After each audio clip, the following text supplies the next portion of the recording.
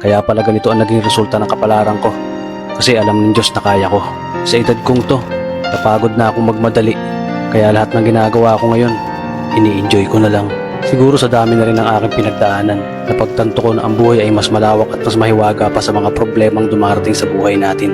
Tumatanda na tayo, baka sa kakahabol natin sa masagana at maayos na buhay, ay hindi na natin nai-enjoy ang buhay. Baka nabubuhay na lang tayo dahil nape-pressure tayo sa sasabihin ng ibang tao. Marami na rin akong mga naging maling desisyon sa buhay, pero lahat yun nagsilbing aral sa akin at natuto ako sa mga pagkakamali ko. May mga taong sobra nating mamahalin at bibigyan ng halaga, pero ibabalik lang sa atin ay kabiguan at matinding trauma.